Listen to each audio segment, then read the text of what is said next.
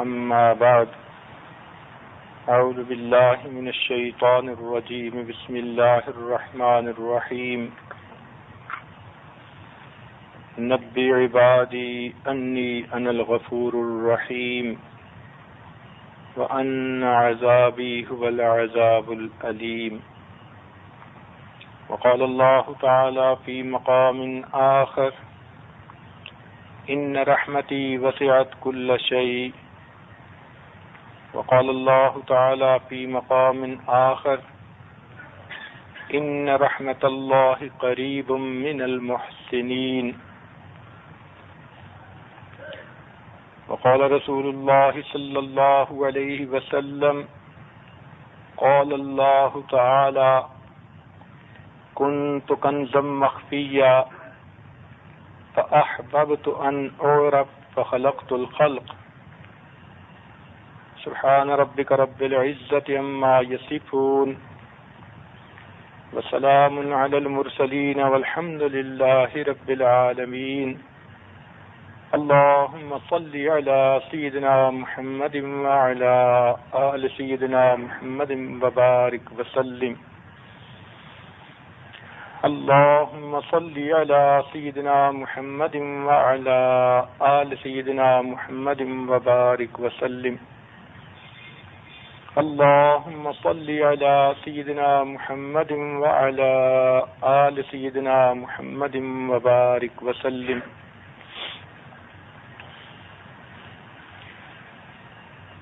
حدیث قدسی میں اللہ رب العزت کا ارشاد ہے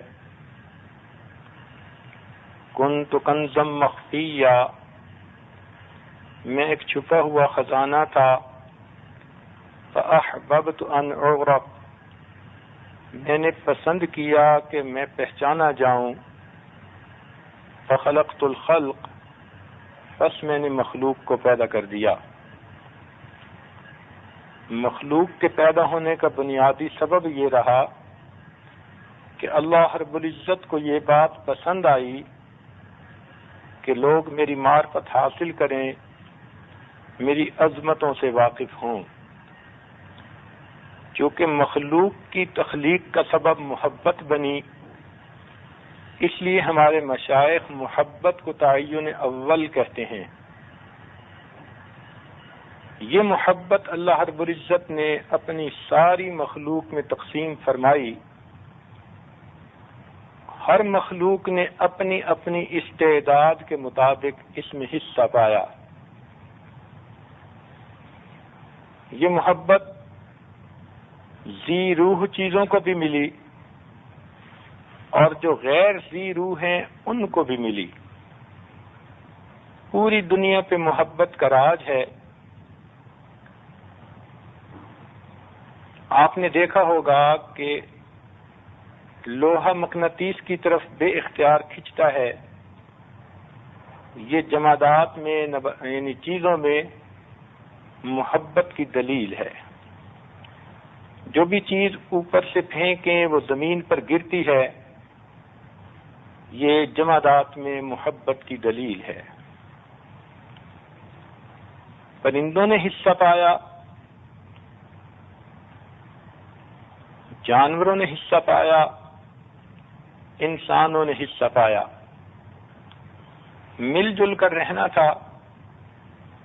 اگر دلوں میں کوئی تعلق ہی نہ ہوتا، لوگ ایک دوسرے سے اجنبی ہوتے، ایک کی تکلیف کا دوسرا احساس ہی نہ کرتا، کوئی کسی کے ساتھ ہمدردی نہ ظاہر کرتا، تو یہ زندگی انسان کے لیے گزارنی مشکل ہو جاتی۔ اس محبت کے نمونے آپ کو گھروں میں نظر آتے ہیں۔ ہر بیٹی کو باپ سے محبت ہوتی ہے۔ باپ بیمار ہے، بیٹی ساری رات پاس کرسی پر بیٹھی جاگ رہی ہے کہ میرے ابو اگر آنکھ کھلے گی تو میں انہیں دوائی پیش کروں گی، کھانے کو کچھ مانگیں گے تو میں حاضر کروں گی۔ وہ اپنے آپ کو اپنے والد کی باندھی خادمہ سمجھتی ہے اور اس رات بھر کی تکلیف اٹھانے کو اپنا فرض منصبی سمجھتی ہے بلکہ بعض اوقات تو اس کے دل سے دعائیں نکلتی ہیں کہ میں بیمار ہو جاتی، اللہ تعالیٰ میرے والد کو شفا عطا کر دیتے۔ یہ اس محبت کی وجہ سے ہے جو اللہ نے بیٹی کے دل میں والد کے متعلق ڈال دی۔ والد کی محبت جس طرح بیٹی کے دل میں، اسی طرح بیٹی کی محبت اللہ نے والد کے دل میں ڈالی۔ اس کا منظر آپ اس وقت دیکھا کریں جب کسی جوان بچی کو گھر سے رخصت کیا جا رہا ہوتا ہے، اس کا باپ اپنی زندگی کی کمائی کا بیشتر حصہ اس کے جہیز پہ خرچ کر دیتا ہے،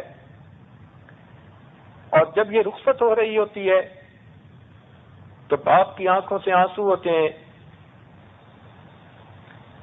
دیکھنے میں تو اس کا بوجھ کم ہو رہا ہے، اس کے سر سے ایک فریضہ ادا ہو رہا ہے، لیکن وہ سمجھتا ہے کہ یہ میرے جگر کا گوشہ ہے، میں نے اتنی محبتوں سے اسے پالا، معلوم نہیں آگے اس کی زندگی کیسے ہوگی۔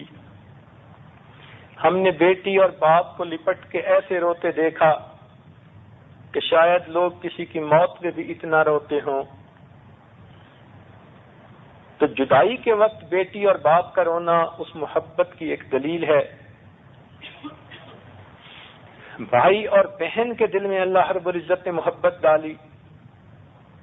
پردیس میں بہن ہے، اپنے بچوں کے ساتھ، خامن کے ساتھ خوشیوں بھری زندگی گزار رہی ہے۔ جب اس کو فون پر اطلاع ملے گی کہ بھائی بیمار ہاسپٹلائز ہے، اس کو چین نہیں آئے گا، کھانا اچھا نہیں لگے گا، نفلیں پڑھ کر دعائیں مانگے گی، راتوں کو جاگ جاگ کر دعائیں مانگے گی، خیر کی خبر سننے کے لیے ہر وقت اس کے کان منتظر ہوں گے۔ ایسی محبت ہوتی ہے بہن کے دل میں کہ وہ اپنے بچوں کو بھی بھائی کی بات سمجھاتی ہے تو اس کو چندہ ماموں کہتی ہے۔ اس کی نظر میں بھائی جیسا بھی ہے مگر چاند سے بھی زیادہ خوبصورت ہے۔ یہ محبتیں اس زندگی کے گزارنے کے لیے بنیادی ضرورت تھیں۔ میاں بیوی کی محبت کی کئی مثالیں آپ کے سامنے ہیں۔ تکلیف ایک کو ہوتی ہے، محسوس دوسرا کر رہا ہوتا ہے، بس نہیں چلتا کہ کس طرح دوسرے کو ایسی دوا دی جائے کہ وہ صحت مند ہو جائے۔ خامن سمجھتا ہے کہ بیوی کا غم میرا غم ہے اور بیوی کی خوشی میری خوشی ہے۔ بیوی کو دیکھا کہ خامن کے کاروبار پر کوئی برا وقت آ جائے، اپنے گھر میں شہزادی کی طرح یہ پلی تھی مگر خامن کے گھر میں غربت کو برداشت کرے گی۔ دوسرے پوچھیں گے بھی صحیح تو کیسی ہے، اپنے بھائی اور باپ کو بھی بتانا پسند نہیں کرے گی، سمجھے گی کہ یہ اللہ رب العزت کی طرف سے ہے۔ جب خامن مجھ سے محبت کرتا ہے تو اب میرے لیے ہر تکلیف کو برداشت کرنا آسان ہے۔ اسی طرح اولاد اور والدین کے درمیان محبت ہوتی ہے۔ ہر باپ کو اپنی اولاد کے اوپر شفقت حاصل ہے، وہ اولاد کی حفاظت کرتا ہے۔ گھر میں بچے اگر بھوکے ہوں وہ پسینہ بہاتا ہے، راتوں کو جاگ جاگ کر پہرا دیتا ہے، ایک وقت میں دو جگہ نوکریاں کرتا ہے، حالانکہ وہ اتنا کما چکا کہ خود اچھی روٹی کھا سکتا ہے، لیکن اس کے سامنے تو بچوں کی ضروریات ہوتی ہیں۔ باپ اپنے منہ میں کچھ نہیں ڈالے گا، اپنے بچے کے منہ میں ضرور ڈالے گا۔ یہ محبت ہے جو اللہ نے باپ کے دل میں اولاد کے بارے میں رکھ دی۔ رہ گئی بات ماں کی محبت، تو ماں کی مامتا تو ضرب المثل ہے۔ ماں کی محبت وہ گہرا سمندر ہے کہ جس کی گہرائیوں کو آج تک کوئی نہیں ناپ سکا۔ ماں کی محبت وہ ہمالیہ پہاڑ ہے کہ جس کی بلندیوں کو آج تک کوئی نہیں چھو سکا۔ ماں کی محبت وہ سدا بہار پھول ہے کہ جس پر کبھی خزاں نہیں آتی. ماں تو اولاد پہ قربان ہوئی جاتی ہے.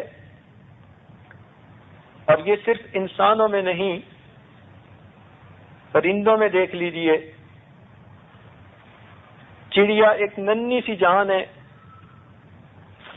گرمی کے موسم میں اڑ کے جاتی ہے، پسینہ پسینہ ہوتی ہے، مگر چونچ میں پانی لا کر اپنے بچوں کو پلاتی ہے. اس کی اپنی چونچ میں پانی تھا، پیاس لگی ہوئی تھی، یہ خود پی سکتی تھی مگر پیتی نہیں کہ اس کے بچے پیاسے ہیں. چھوٹی سی جان میں دیکھو اپنے بچوں کی محبت کیسی ہے. ایک صحابی نبی علیہ الصلوۃ والسلام کی خدمت میں حاضر ہو رہے تھے. ایک درخت پر انہوں نے کچھ گھونسلہ دیکھا جس میں چھوٹے چھوٹے بچے تھے.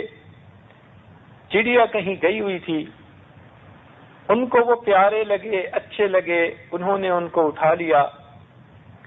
ذرا دیر میں چڑیا بھی آ گئی، اس نے ان کے سر پہ چہچہانا شروع کر دیا. وہ ان کے سر پہ اڑتی رہی، چہچہاتی رہی. وہ صحابی سمجھ نہ پائے، بالآخر تھک کر وہ چڑیا ان کے کندھے پر بیٹھ گئی. انہوں نے اس کو بھی پکڑ لیا، پھر نبی علیہ الصلوۃ والسلام کی خدمت میں آ کر ان کو پیش کیا.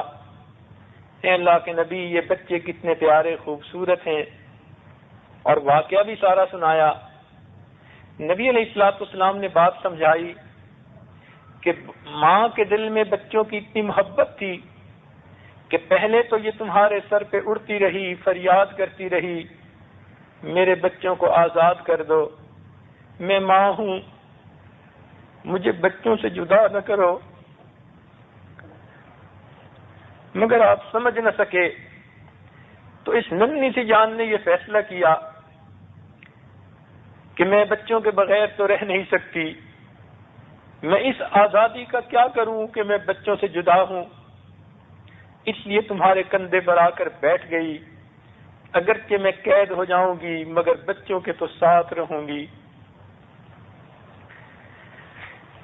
نبی علیہ الصلوۃ والسلام نے ارشاد فرمایا کہ ان کو واپس اپنی جگہ چھوڑ آؤ. آپ نے مرغی کو دیکھا ہوگا، چھوٹے چھوٹے بچے ہوتے ہیں، اگر کبھی بلی قریب آنے لگے تو یہ مرغی ان بچوں کو اپنے پیچھے کر لیتی ہے اور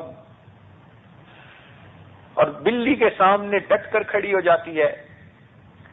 مرغی کو پتا ہے میں بلی کا مقابلہ نہیں کر سکتی، مگر اس کو یہ بھی پتا ہے میں اپنی آنکھوں کے سامنے بچوں کو بلی کا لقمہ بنتے نہیں دیکھ سکتی. اس کی محبت برداشت نہیں کرتی، اس کی ممتا برداشت نہیں کرتی. وہ سمجھتی ہے کہ بلی پہلی میرے جان لے گی اور میرے بعد میرے بچوں کو ہاتھ لگائے گی. ماں کے دل کی محبت کا اندازہ لگائیے. انسان تو بالآخر انسان ہے، عقل، دید و دانش رکھنے والا ہے، تو ایک عورت کے دل میں بچے کی کتنی محبت ہوتی ہے اس کا کوئی اندازہ نہیں لگا سکتا. جوان بچیاں اس بات کو نہیں سمجھ سکتی جب تک وہ زندگی کے اس حصے میں نہ پہنچے جب خود ماں بنے، تب ان کو محسوس ہوگا کہ ماں کی محبت کیا چیز ہے. یہ اللہ رب العزت نے ماں کے دل میں ودیعت کر دی، کیونکہ اس نے پرورش کرنی تھی، اس نے بچوں کو پالنا تھا. ماں کے دل میں ایسی محبت ہے کہ وہ بچوں کو اپنے اوپر ہر معاملے میں ترجیح دیتی ہے. ایک بچی جس کی شادی کو چند سال ہو گئے، اولاد نہیں ہو رہی، اپنے گھر میں غمگین بیٹھی مصلے پہ رو رہی ہوگی، دعائیں مانگے گی اللہ مجھے اولاد عطا فرما دے. اگر کوئی اس بچی سے پوچھے کہ تمہیں اللہ نے حسن و جمال عطا کیا، اچھی تعلیم عطا کی، محبت کرنے والا خامد عطا کیا، مال و دولت کے ڈھیر عطا کیے، دنیا کی عزتیں عطا کی، ہر نعمت تمہارے پاس موجود ہے، کیوں پریشان ہو؟ وہ جواب دے گی کہ ایک نعمت ایسی ہے جو ان سب سے بڑی ہے، میں اللہ سے وہ مانگ رہی ہوں۔ یہ حج پہ جائے گی تو طواف کعبہ کے بعد اولاد کی دعائیں کرے گی، مقام ابراہیم پہ سجدے کرے گی تو اولاد کی دعائیں کرے گی، غلاف کعبہ کو پکڑے گی تو اولاد کی دعائیں کرے گی، تہجد کی نماز پڑھے گی تو اولاد کی دعائیں کرے گی، کبھی لیلۃ القدر میں جاگنا نصیب ہوا اولاد کی دعائیں کرے گی، کسی نیک بزرگ کی محفل میں جانے کا اتفاق ہوا اولاد کی دعائیں کرے گی۔ آخر یہ کیسی نعمت ہے کہ جس کی وجہ سے یہ مغموم ہے، پریشان ہے، حالانکہ یہ بچی جانتی ہے کہ جب میں ماں بننے لگوں گی تو 9 مہینے کا عرصہ میری بیماری میں گزرے گا، نہ میرا دل کچھ کھانے کو چاہے گا، جو کھاؤں گی کئی مرتبہ وہ بھی باہر نکل آئے گا، مجھے بھوک برداشت کرنی پڑے گی، بیماروں جیسی زندگی گزارنی پڑے گی، مگر اس کے دل میں ایسی محبت ہوتی ہے کہ وہ اس سب کو برداشت کرنے کے لیے تیار ہوتی ہے۔ اس کو یہ بھی پتا ہے کہ جب وضع حمل کا وقت آتا ہے تو عورت کو اس قدر تکالیف ہوتی ہیں کہ اس کی زندگی اور موت کا مسئلہ ہوتا ہے، بچہ سیزیرین بھی ہو سکتا ہے، والدہ کی ڈیتھ بھی ہو سکتی ہے، لیکن اس سب کے باوجود وہ اس مشقت کو اٹھانے کے لیے تیار ہے۔ اسے یہ بھی پتا کہ جب بچہ ہو جائے گا تو 2 سال کے لیے مجھے راتوں کو نہیں سونے کا موقع ملے گا، میں سارا دن بچے کے کام کروں گی اور رات کو بھی بچے کی خاطر جاگوں گی۔ اس کو اپنی سلیپ لیس نائٹس کا پتہ ہوتا ہے، اس کو یہ بھی معلوم کہ میرے بچے کی خدمت مجھے چند گھنٹے نہیں 24 گھنٹے کرنی پڑے گی، مگر اس کی وہ خادمہ بننے کے لیے تیار ہے۔ آخر کیوں؟ اللہ رب العزت نے اس کے دل میں اولاد کی محبت ڈال دی، ڈاکٹروں کو چیک اپ کروائے گی، کسی سے پڑھنے کا عمل لے گی، رات کی تنہائیوں میں قرآن پڑھ پڑھ کے اللہ سے مانگے گی۔ آخر یہ کیا ہے؟ یہ اولاد کی محبت ہے۔ اور جب بچے کی ولادت ہوتی ہے تو ماں کی زندگی میں تو تبدیلی آ جاتی ہے، یہ اپنے آپ کو بیچاری بھول جاتی ہے، ہر وقت بچے کی فکر لگی ہے، کبھی اسے پلا رہی ہے، کبھی سلا رہی ہے، کبھی پہنا رہی ہے، کبھی بہلا رہی ہے، ہر وقت اس کی سوچیں بچے کے بارے میں، ہر وقت اس کی فکر بچے کے بارے میں، بچے کو خوش دیکھ کے یہ خوش ہو جاتی ہے اور بچے کو دکھی دیکھ کے یہ غمزدہ ہو جاتی ہے۔ بچے کی پیدائش کے بعد محبتوں کے پیمانے بدل گئے، اس کا کوئی قریبی رشتہ دار اس کے بچے کو پیار نہ کرے تو یہ اسے اپنا نہیں غیر سمجھے گی، اور اگر کوئی غیر عورت اس کے بچے سے محبت کا اظہار کرے گی تو یہ اسے اپنا سمجھے گی۔ بچے کی جدائی اس سے برداشت ہو نہیں سکتی۔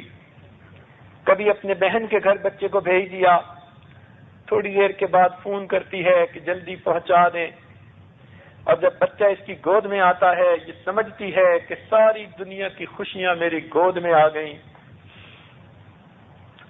یہ کیا چیز ہے؟ بچے کی محبت ہے جو اللہ رب العزت نے ماں کے دل میں ڈال دی۔ یہ پہلے بچے کو کھلاتی ہے پھر خود کھاتی ہے، پہلے بچے کو پلاتی ہے پھر خود پیتی ہے، پہلے بچے کو سلاتی ہے بعد میں خود سوتی ہے۔ سارا دن اس نے کام کیا، تھکی ہوئی تھی، آنکھیں نیند سے بھری ہوئی تھی، جیسے ہی لیٹی بچے نے رونا شروع کر دیا۔ یہ بچے کو اٹھا کے بیٹھ جائے گی، اپنے آرام کو قربان کر دے گی۔ اگر بچے کو اس کی گود میں نیند آ گئی تو وہیں بیٹھی رہے گی، ہاتھ کی حرکت بھی نہیں کرے گی۔ دل میں یہ آئے گا میری حرکت سے بچہ جاگ نہ جائے۔ یہ خود بھی تھکی ہوئی تھی، جاگ رہی ہے لیکن بچے کی جاگنا اس کو گوارا نہیں. یہ اللہ رب العزت نے اولاد کی محبت ماں کے دل میں ڈال دی. چنانچہ ہم نے دیکھا کہ بچہ جوان ہو گیا، کام کرنے باہر نکلا، رات کو آنے میں دیر ہو گئی، گھر کے سب لوگ اپنے وقت پہ کھانا کھا لیں گے، ایک ماں ہوگی جو انتظار میں رہے گی. بیٹی بھی کہتی ہے امی کھانا کھا لو، میاں بھی کہتا ہے کہ کھانا کھا لو، یہ کہے گی نہیں میں بعد میں کھاؤں گی. اس کے دل میں یہ ہوتا ہے معلوم نہیں میرے بیٹے کو کھانا ملا ہوگا یا نہیں، جب میں اسے دیکھوں گی پھر وہ بھی کھائے گا، میں بھی تب کھاؤں گی. سارے گھر کے لوگ سو جاتے ہیں، یہ ماں بستر پہ کروٹیں بدل رہی ہوتی ہے، کبھی دروازے کو دیکھتی ہے، کبھی فون کی گھنٹی سننے لگتی ہے میرے بچے کا کہیں سے پیغام آئے. دل گھبراتا ہے، اٹھ کے مصلے پہ بیٹھ جاتی ہے، دوپٹہ آنسوؤں سے تر کر لیتی ہے، اللہ میرے بیٹے کی حفاظت کرنا، خیریت سے واپس آ جائے. آخر یہ کیا ہے؟ یہ ماں کے دل میں اولاد کی محبت ہے. بلکہ سچی بات تو یہ ہے کہ دنیا کے سب لوگ نیکوں سے محبت کرتے ہیں، ایک ماں کی ذات ایسی ہوتی ہے جو بری اولاد سے بھی محبت کرتی ہے. خامن ناراض ہو رہا ہے، تمہارے پیار نے بچوں کو بگاڑ دیا، یہ کہے گی یہ تو مقدر تھا ان کا، میں کیا کروں، آخر میرا تو بچہ ہے.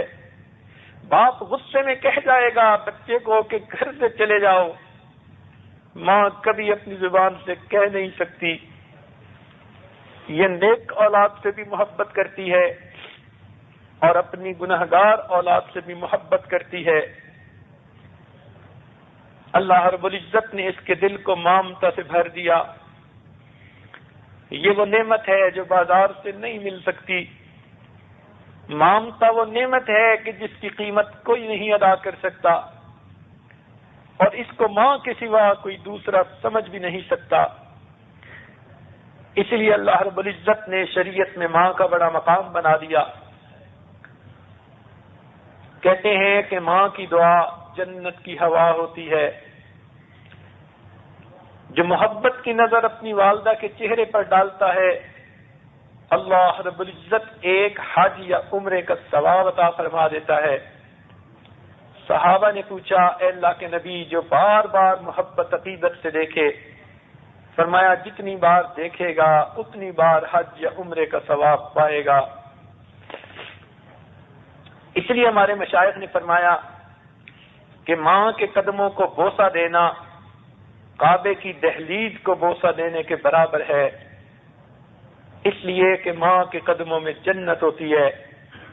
خوش نصیب ہے وہ انسان جس نے ماں کی دعائیں لے لی، جس نے ماں کی خدمت کر لی، ماں کے دل کو راضی کر لیا. ایک ولی کی والدہ فوت ہو گئی، اللہ رب العزت نے الہام فرمایا اے میرے پیارے، جس کی دعائیں تیری حفاظت کرتی تھیں اب وہ دنیا سے رخصت ہو گئی، اب ذرا سنبھل کے زندگی گزارنا.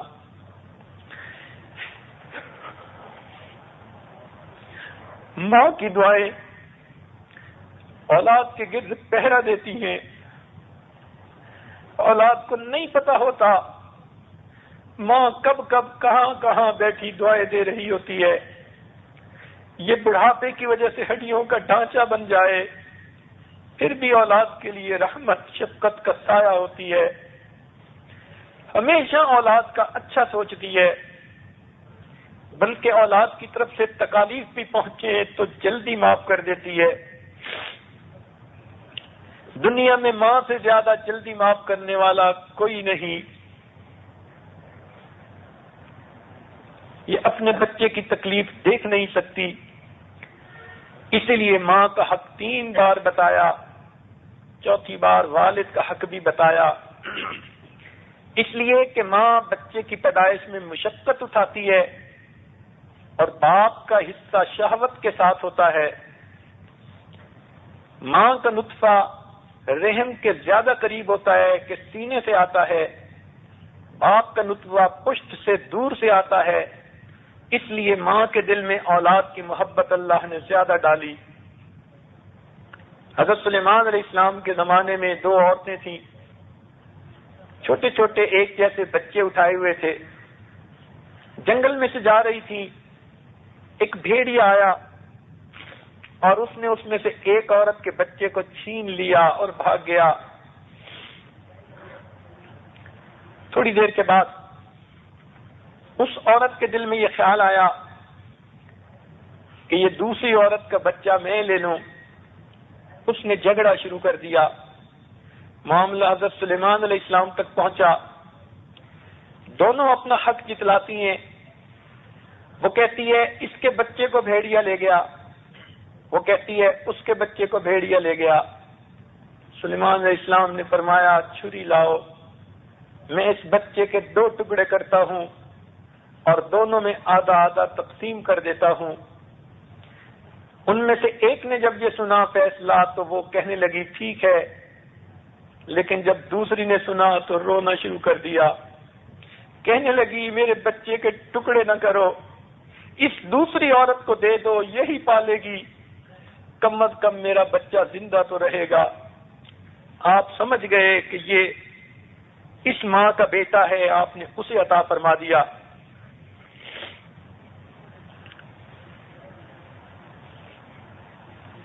یہ بھی حقیقت ہے کہ ماں کبھی بچے سے خود تو ناراض ہو جاتی ہے مگر دوسروں کو ناراض نہیں ہونے دیتی۔ اس لیے اگر باپ ڈانٹ ڈپٹ کرے تو ماں سے برداشت نہیں ہوتا، وہ کہتی ہے کہ کیوں جتنا ان کو ڈانٹتے ہیں، یہ اس مامتا کی وجہ سے ہے، خود جھڑکی دے لے گی مگر کسی کی جھڑکی برداشت نہیں ہوتی۔ یہ اصل میں محبت ہے اور اس کی دلیل قرآن مجید سے ملتی ہے۔ جتنا ساری مخلوق کے اندر محبتیں ہیں، انسانوں کو، حیوانوں کو، چرندوں کو، پرندوں کو، مچھلیوں کو، کیڑے مکوڑوں کو، سب کی محبتوں کو جمع کیا جائے تو یہ سب مل کر بھی اللہ رب العزت کی رحمت کے 70ویں حصے کا نہیں بدل بن سکتی۔ تو اللہ رب العزت کو اپنی مخلوق سے اتنی محبت ہے۔ ان اللہ بالناس لرؤوف الرحیم۔ اسی لیے قرآن مجید سے اس کی گواہی ملتی ہے۔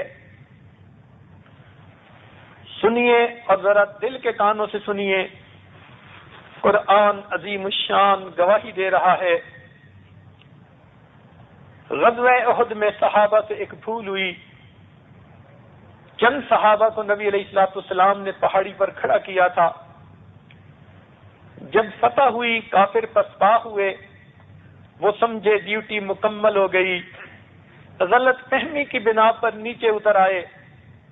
خالد بن ولید اس وقت مسلمان نہیں ہوئے تھے، انہوں نے موقع پا کر پیچھے سے حملہ کیا، مسلمان دونوں طرف کفار کے درمیان آ گئے، کئی صحابہ شہید ہوئے، نبی علیہ الصلوۃ والسلام کو بھی پتھر لگا، دندان مبارک ٹوٹے، آپ کے جسم سے خون نکل آیا۔ آپ اس بات پر بہت غمگین تھے، بڑے بڑے جلیل القدر صحابہ شہید ہوئے تھے اور بہت ساری اکثریت تو زخمی تھی۔ سید الشہداء امیر حمزہ رضی اللہ عنہ بھی شہید ہوئے تھے، جو نبی علیہ الصلوۃ والسلام کے غم گسار تھے۔ چنانچہ جب نبی علیہ السلام مدینہ میں آئے تو آپ خاموش تھے، غم زدہ تھے، صحابہ سے کلام نہیں کر رہے تھے۔ اب ذرا دیکھیے قرآن مجید کو، اللہ رب العزت کو نبی علیہ الصلوۃ والسلام کی یہ ناراضگی پسند نہ آئی کہ یہ اپنے صحابہ سے کیوں ناراض ہیں، جیسے ماں کو بچوں سے کسی کی ناراضگی پسند نہیں آتی۔ اللہ تعالیٰ نے سفارشیں فرما دی. فرمایا وَلْيَعْفُوا وَلْيَصْفَحُوا، فرمایا فَاعْفُ عَنْهُمْ وَاسْتَغْفِرْ لَهُمْ، اے میرے محبوب ان کو معاف فرما دیجئے، ان کے لیے آپ استغفار کیجئے، میں خدا بھی معاف کر دوں. وَشَاوِرْهُمْ فِي الْأَمْرِ، اور انہیں مشورے میں شامل فرما لیجئے.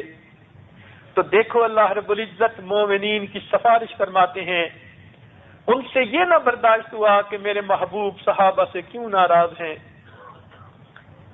ایک موقع پر صدیق اکبر رضی اللہ عنہ اپنے ایک رشتہ دار پر ناراض ہوئے، جنہوں نے سیدہ عائشہ صدیقہ رضی اللہ عنہا کے بہتان کے بارے میں خبروں کو سچا سمجھ لیا تھا. غلط فہمی دل میں آ گئی تھی.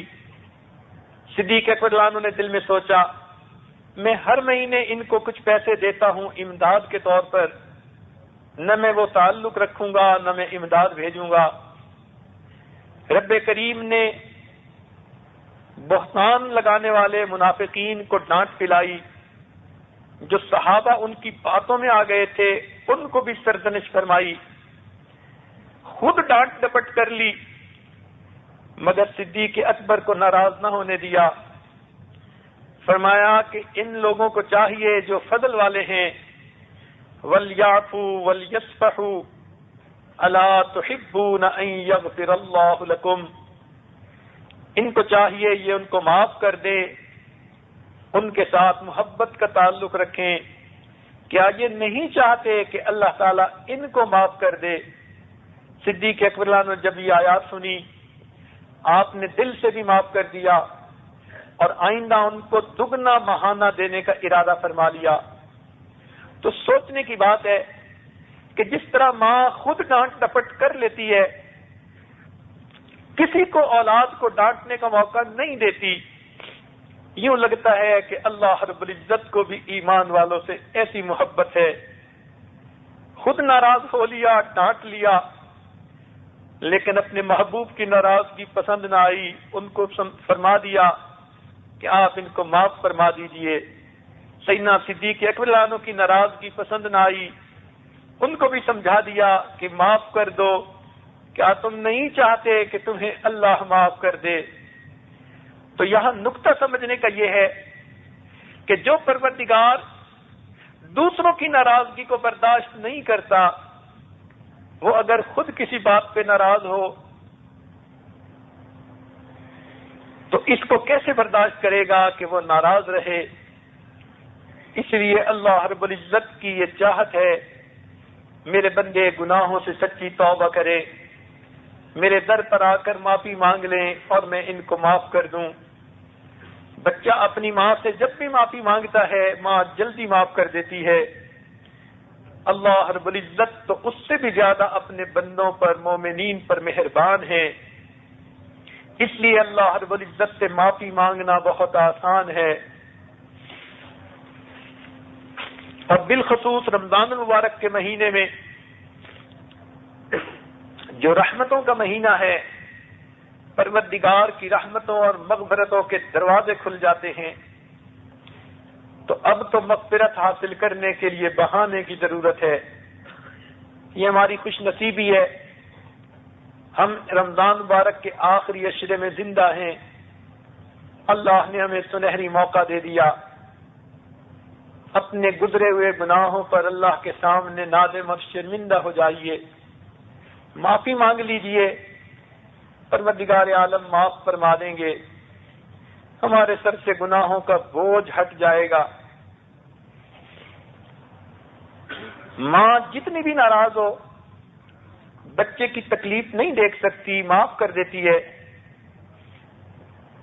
چنانچہ نبی علیہ الصلوۃ والسلام نے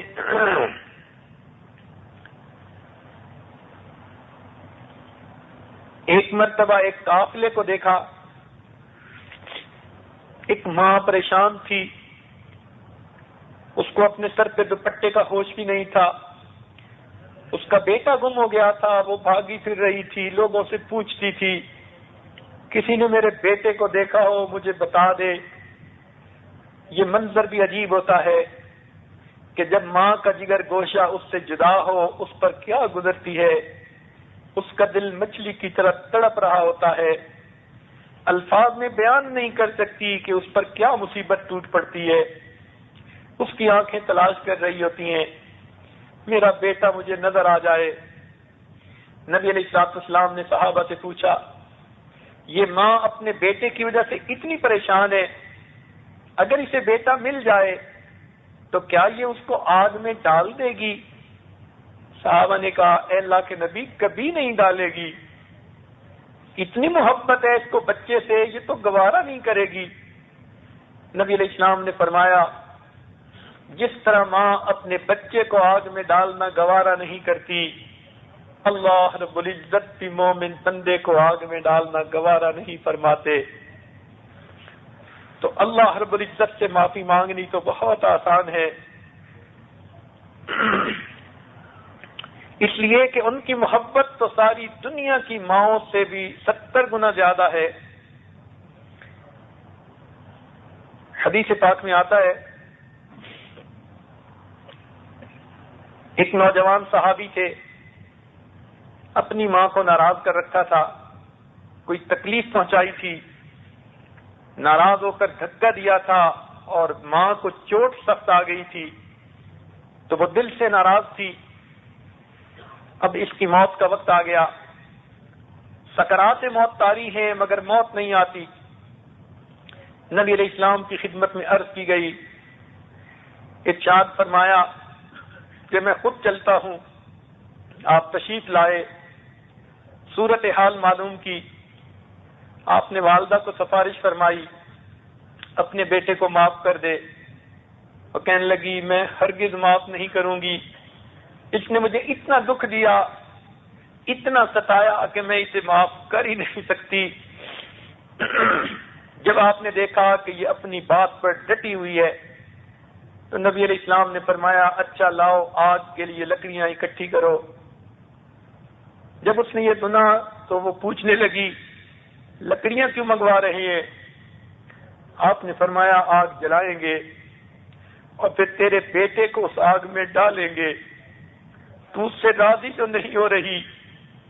اس نے جیسے ہی سنا دل موم ہو گیا، کہنے لگی، اللہ کے نبی میرے بیٹے کو آگ میں نہ ڈالیے، میں نے اپنے بیٹے کی غلطیوں کو معاف کر دیا۔ تو جب ماں نہیں چاہتی کہ بیٹا آگ میں جائے، اللہ رب العزت کیسے چاہیں گے کہ اس کے مومن بندے جہنم میں جائے؟ ماں نے جتنی بھی تکلیفیں اٹھائی ہوں، بالآخر ماں ہوتی ہے، محبت کے ہاتھوں مجبور ہوتی ہے۔ آپ کی خدمت میں ایک سچا واقعہ پیش کر دوں۔ ایک نوجوان کی شادی ہوئی، اس کو بیوی سے بہت پیار تھا اور بیوی کی طبیعت ذرا کام چور تھی۔ وہ اس نوجوان کے ماں باپ کی خدمت کو بوجھ سمجھتی تھی۔ کچھ عرصے کے بعد اس نے دیکھا کہ خامن تو مجھ سے بہت پیار کرتا ہے، تو وہ اپنے خامن سے ناراض رہنے لگی۔ جوانی تھی، خامن سے بھی برداشت نہ ہوا۔ اس نے پوچھا، کیا بات ہے؟ کہنے لگی، میں تمہارے ساتھ ٹھیک رہوں گی جب تم یہاں سے مجھے میرے گھر واپس لے جاؤ اور میرے ساتھ وہیں پر تم بھی رہو، میں آپ کے ساتھ تو خوش رہ سکتی ہوں، ان بوڑھوں کی خدمت کرنی پڑتی ہے، یہ مجھ سے نہیں ہو سکتا۔ اب وہ نوجوان ایسا تھا کہ اس نے بیوی کی بات کو مان لیا، بوڑھے ماں باپ کو چھوڑ کر بالآخر دوسرے شہر میں جا کر گھر لے لیا۔ ماں باپ نے بہت سمجھایا کہ بیٹا تیرے سوا ہمارا کوئی نہیں، مگر بچے کے کان پہ جوں بھی نہ رینگی۔ وہ اپنی بیوی کے ساتھ دوسرے شہر میں عیش و آرام کے ساتھ زندگی گزارتا رہا۔ بالآخر اس کو سعودی عرب جانے کا موقع مل گیا، جاب اچھی تھی، یہ وہاں چلا گیا، پیسے زیادہ آ گئے، بیوی کو شاندار مکان بنا کر دے دیا، سارا خرچہ بیوی کے لیے بھیجتا، اپنے ماں باپ سے اس نے کوئی رابطہ نہ رکھا. بیوی کہتی تھی کہ اگر ان سے رابطہ کرو گے تو میں رابطہ توڑ لوں گی. محبت کے ہاتھوں مجبور ہو کے اس نے یہ کرتوت کیا کہ اپنے بوڑھے ماں باپ کو اس نے نگلیکٹ کر دیا. کئی سال گزر گئے. ایک مرتبہ یہ طواف کر رہا ہے، ایک بزرگ بھی طواف کر رہے تھے. طواف کے بعد ان بزرگوں کے پاس آیا، کہنے لگا کہ میں جب سے آیا ہوں 12 سال میں نے 12 حج کیے، سینکڑوں عمرے کیے، لیکن میرے دل پر کوئی تالا لگا ہوا ہے. میرے دل پر جیسے ظلمت ہے، نہ عبادت کو جی چاہتا ہے نہ کسی اور کام کو. معلوم نہیں میں کیوں ایسا ہوں. ان بزرگوں نے پوچھا کہ تم نے کسی کے دل کو دکھ تو نہیں دیا؟ تب اس کو ماں باپ کی یاد آئی. کہنے لگا ہاں میں بوڑھے ماں باپ کو چھوڑ کر یہاں آیا اور میں سمجھا میری حجوں اور عمرے سے وہ سارا گناہ دھل جائے گا. انہوں نے فرمایا کہ حج کرنے کی مزید ضرورت نہیں، جاؤ اور اپنے ماں باپ سے پہلے معافی مانگو. چنانچہ یہ اپنے ٹکٹ بنوا کر واپس ملک آیا، اپنے ماں باپ کے گاؤں میں گیا. 12 سال گزر چکے تھے، کچھ پتہ نہیں تھا کہ اس کے ماں باپ کے ساتھ کیا گزری. اس بستی کے کنارے پر ایک آدمی ملا. اس نے ڈرتے ڈرتے ماں باپ کے بارے میں پوچھا. اس نے ان کو نہ پہچانا اور یہ بتایا کہ ان کا تو ایک جوان بیٹا تھا جو ان کو چھوڑ کر بیوی کے لیے چلا گیا. وہ میاں بیوی بوڑھے تھے، بہت تنگی کی زندگی انہوں نے گزاری. بالآخر ایک وقت آیا کہ خاوند بھی فوت ہو گیا. اب ماں اکیلی رہ گئی، وہ بیچاری گھر میں اکیلی. پڑوسیوں نے ترس کھایا تو انہوں نے روٹی بھیج دی، نہ بھیجی تو اس نے اللہ کا شکر ادا کر لیا، صبر کر لیا. پھر اس عورت کو فالج ہو گیا. اب سنا ہے کہ چند دنوں سے اس کی آنکھوں کی بینائی چلی گئی بڑھاپے کی وجہ سے، تو نابینا ہو چکی ہے، فالج زدہ ہے. لیکن پتہ نہیں کوئی بات ہے کہ اکثر دعائیں مانگتی رہتی ہے اور کسی کو یاد کرتی رہتی ہے. یہ اپنے گھر میں گیا، دروازہ کھول کے دیکھا، ماں بستر پہ لیٹی ہوئی تھی، ہڈیوں کا ڈھانچہ بن چکی تھی. سوچ رہا تھا میں نے ماں کو اتنا ستایا، یہ مجھے کہے گی دفع ہو جاؤ، میں تمہیں کبھی معاف نہیں کر سکتی. لیکن جب اس کے پاؤں کی آہٹ ماں نے سنی، پوچھنے لگی کون ہے؟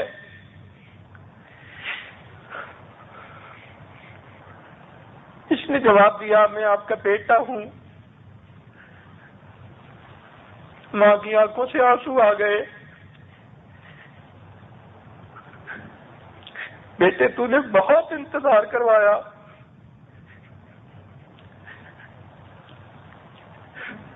میں اس گھر میں اکیلی مصیبتوں کی ماری لیٹی ہوں. دل کی آخری تمنا تھی تم آ جاتے، میں تمہاری شکل نہیں دیکھ سکتی،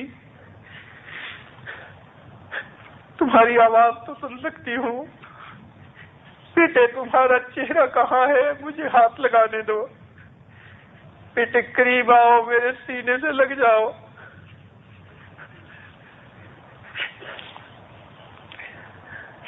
کہ ماں کی محبت ہوتی ہے کہ اتنے دکھ برداشت کرنے کے باوجود بھی وہ فقط بیٹے کے اپنے گھر آ جانے پہ خوش ہو جاتی ہے. تو جس طرح ماں اپنے بیٹے کے گھر آنے پہ خوش ہو جاتی ہے، سب کچھ معاف کر دیتی ہے، پروردگار عالم بھی اپنے بندے کے اپنے در پر آ جانے پہ خوش ہو جاتے ہیں اور بندوں کے گناہوں کو معاف فرما دیتے ہیں. آپ ایک مثال ذرا سوچئے کہ اگر والدین کا کوئی بیٹا ہو جن کو ان کا کوئی بڑا دشمن ورغلا لے اور ماں باپ سے جدا کر دے، اور ماں باپ یہ سمجھتے ہوں کہ ہمارے بیٹے کا بھی قصور ہے لیکن ورغلانے والے کا زیادہ قصور ہے، وہ دعائیں کرتے ہیں کہ اللہ اس کو واپس لائے۔ اگر بالفرض کسی دن ماں گھر میں اکیلی ہے اور وہ بیٹا اپنے گھر واپس آ گیا، اگر دروازے پہ کھڑے ہو کر کہتے ہیں امی دروازہ کھولیے، آپ کیا سمجھتی ہیں وہ ماں دروازہ کھولے گی یا بند رکھے گی؟ وہ تو دعائیں مانگتی تھی کہ میرے دشمن کے ہاتھوں سے یہ چھوٹ کے میرے پاس آ جائے۔ بالکل اسی طرح شیطان اللہ رب العزت کا دشمن ہے، اس نے اللہ کے بندوں کو ورغلا لیا، اللہ سے غافل بنا لیا۔ پروردگار عالم چاہتے ہیں یہ میرے دشمن سے چھوٹ کے میرے در پہ آئے، میں ان کے لیے دروازے کھول دوں گا۔ ماں تو پھر بھی دروازہ بند رکھتی ہے، بیٹے کے آنے پہ کھولنا پڑتا ہے۔ پروردگار کا تو معاملہ یہ ہے کہ توبہ کا دروازہ بند ہی نہیں کرتے۔ حدیث پاک میں فرمایا سب دروازے وہ بند نہ دیکھے تو پروردگار عالم تو اتنے خوش ہوتے ہیں۔ اس لیے ہمیں چاہیے ہم رمضان مبارک کی ان مبارک گھڑیوں میں اپنے گناہوں سے سچی معافی مانگے، اپنے رب کو منائے اور اپنی زندگی کے پچھلے سب گناہوں سے معافی مانگ کے اللہ کے محبوب بندوں میں شامل ہو جائے۔ اللہ کرے کہ یہ رمضان مبارک کا وقت ہمارے لیے بخشش کا وقت بن جائے۔ آج کی اس محفل کو غنیمت سمجھتے ہوئے سچے دل سے توبہ کر لیجئے۔ آئندہ مختلف محفلوں میں عورتوں کی تربیت کے عنوان پر کچھ باتیں کی جائیں گی، کچھ محفلوں میں بچوں کی تربیت کے بارے میں باتیں بتائی جائیں گی، لیکن ابتدا میں بات آئی کہ شروع کام توبہ سے کرنا چاہیے۔ اس لیے آپ آج اٹھنے سے پہلے سچی معافی مانگیں اپنے پروردگار سے، اور اگر آپ نے اپنے ماں باپ کے دل کو ستایا ہے تو ان سے سچی معافی مانگیں، پاؤں پکڑ کر معافی مانگیں، ان کے پاؤں کو بوسہ دینا اپنی سعادت سمجھیں، اور آئندہ کی محافل میں پابندی سے تشریف لائیں۔ اپنی دوسری عزیز رشتہ دار خواتین کو بھی یہاں آنے کے لیے کہیں۔ اگر ٹرانسمیٹر کے ذریعے آواز گھر بھی پہنچ جائے گی مگر چل کے آنے کی اپنی قیمت ہوتی ہے۔ آپ اللہ کے گھر چل کے آئیں گی، ایک تو بات توجہ سے سنیں گی، دل پر توجہ اثر کرے گی، اور دوسرا اللہ تعالیٰ چل کے آنے کی رعایت فرمائیں گے۔ دعا ہے اللہ رب العزت ہماری ان مختلف محفلوں میں ہمارے گناہوں کو معاف فرما دے، ہماری اصلاح فرما دے، اور ہمیں اپنے مقبول بندوں میں شامل فرما دے۔ وآخر دعوانا ان الحمد للہ رب العالمین۔ دعا سے پہلے سب مستورات تھوڑی دیر کے لیے ذکر قلبی کر لیں، اپنی آنکھوں کو بند کر لیں، سر کو جھکا لیں، دنیا اور جو کچھ دنیا میں ہے اس سے ہٹ کٹ کے اللہ تعالیٰ کی یاد میں ڈوب جائیں۔ انسان جب اپنے اندر جھانکتا ہے اسے اپنی اصل تصویر نظر آتی ہے۔ اپنے من کے دریچے کو کھولیے، اپنی اصل تصویر کو دیکھیے۔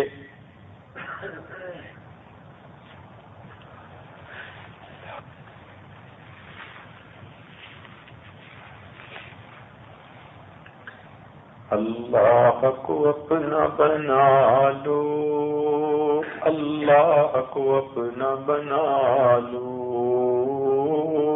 اللہ کو اپنا بنا لو۔ یہ زندگی ایک مہلت ہے، روٹھے ہوئے رب کو منا لو،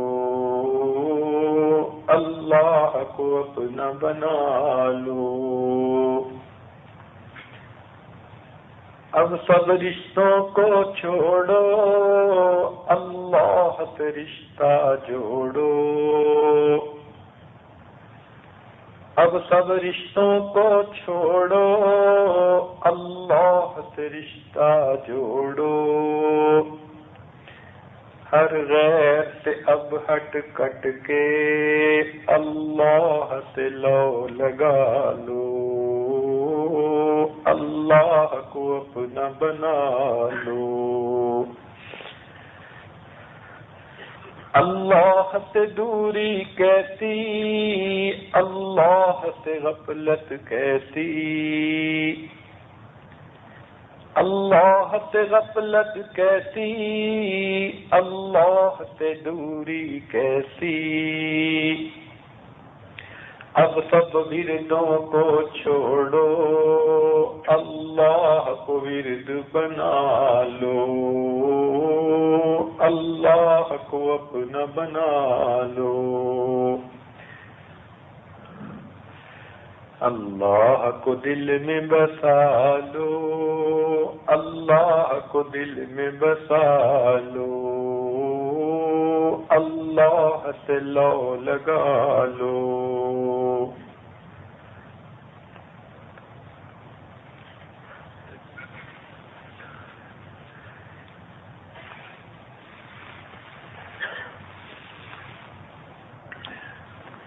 لا الہ الا اللہ محمد رسول اللہ۔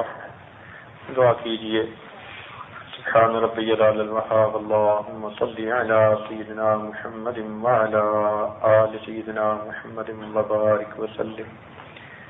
ربنا ظلمنا انفسنا وإن لم تغفر لنا وترحمنا لنکونن من الخاسرین۔